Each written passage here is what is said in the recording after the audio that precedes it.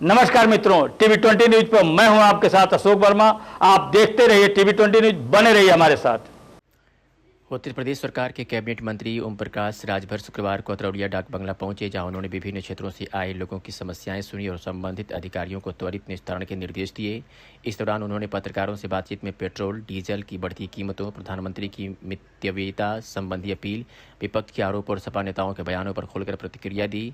Petrol और diesel की कीमतों में बढ़ोतरी के सवाल पर मंत्री राजभर ने कहा कि जिसका मुख्य कारण ईरान और अमेरिका के बीच चल रहा युद्ध है। उन्होंने कहा कि अंतर्राष्ट्रीय संघर्षों का सीधा असर आयात निर्यात और तेल आपूर्ति पर पड़ता है, जिससे कीमतों में उछाल आता है।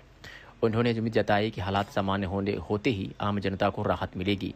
प्रधानमंत्री नरेंद्र मोदी की ओर से सोने की खरीद और मितव्ययिता को लेकर की गई अपील का समर्थन करते हुए राजभर ने कहा कि प्रधानमंत्री के सभी निर्णय राष्ट्रहित में होते हैं। उन्होंने कहा कि देश की खुशहाली और अमन चैन के लिए जनता को प्रधानमंत्री की बातों का अनुसरण करना चाहिए।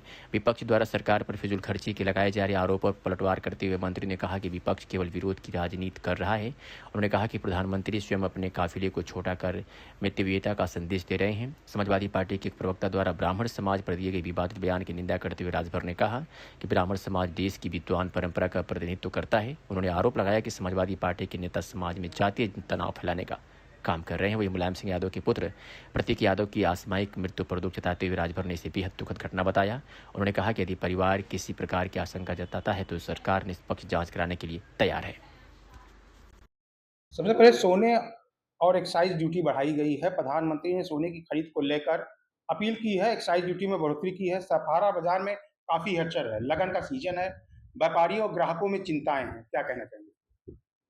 कि देश के प्रधानमंत्री माननीय नरेंद्र मोदी जी देश हित में, राष्ट्र हित में उन्होंने फैसला लिया है कि अमेरिका और ईरान का जो युद्ध हो रहा है, उस युद्ध से जो आयात और निर्यात की नीति है वो प्रभावित हो रही है, जिसको लेकर के प्रधानमंत्री जी ने अपील किया है कि हमारे लिए देश सर्वोपरि है, राष्ट्र सर्वोपरि है, पहले हम उसको का देखें। उसको देखते हुए उन्होंने ऐसा किया है।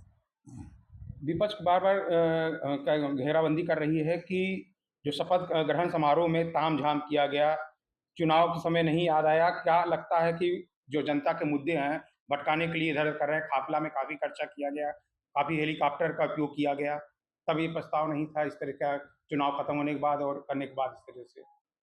देखिए, विपक्ष का काम है सरकार का विरोध करना। प्रधानमंत्री अब कहिए कि पैदल चलें, विपक्ष की सोच है कि पैदल चलें, क्योंकि प्रधानमंत्री जी ने जो उनकी फ्लीट है उसको आधा कर दिया। कल आपने देखा कि 2 गाड़ी से प्रधानमंत्री लोकसभा गए अपने ऑफिस में। तो एक जो उनका निर्देश है, उस निर्देश का पालन सभी सूबे के मुख्यमंत्री, मिनिस्टर, एमएलए, आम जनता, आप देश चाहते हैं सर्वोपरि देश खुशहाल रहे, देश में अमन चैन रहे, तो इसके लिए प्रधानमंत्री जी की बात को सबको मानना चाहिए। विपक्ष कह रही है कि जो काफिला में खर्चा किया गया, ये पहले से क्यों नहीं किया जा सकता था? अभी चुनाव में काफी हेलीकॉप्टर घूमे, काफी तेल इधर खर्चा हुआ। अब चुनाव जीतने के बाद जनता को भटका रहे हैं ये विपक्ष के लोगों का जो आरोप है निराधार है। चुनाव के समय लोग पैदल जाएं, विपक्ष भी तो अपना इस्तेमाल कर रहा था। चुनाव के बाद जो ये चीज़ें आई, ऐसा महसूस हुआ कि नहीं, देश में संकट आ सकता है।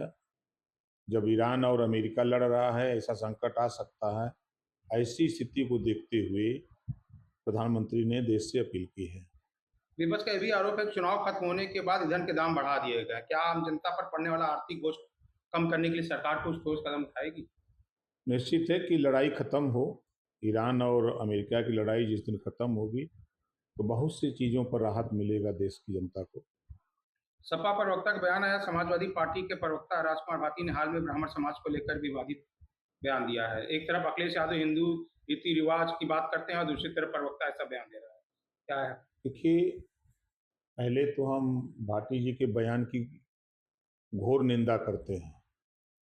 इस देश में सबसे विद्वान कौम ब्राह्मण है।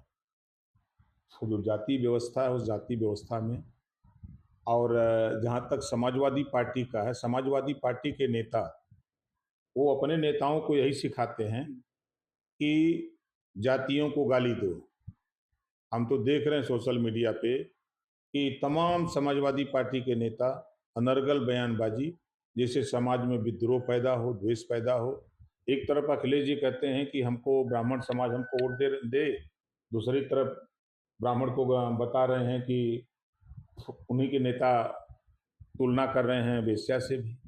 ये हम इसकी निंदा करते हैं। ये समाजवादी पार्टी का कल्चर है।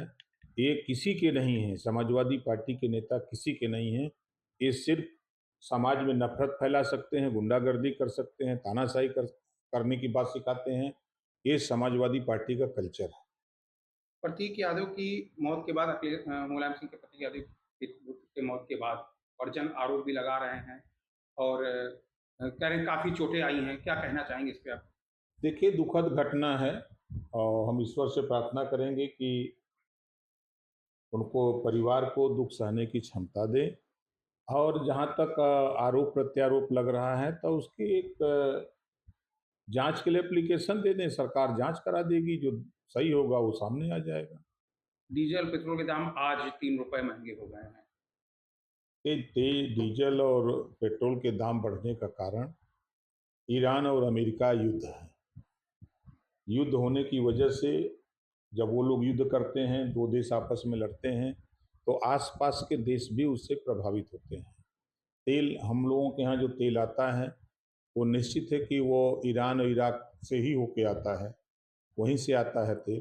तो जब वहाँ युद्ध हो रहा है तो तेल का जो आमद है हो नहीं पा रही है, जिसकी वजह से ऐसा फैसला देश के प्रधानमंत्री जी को लेना पड़ा।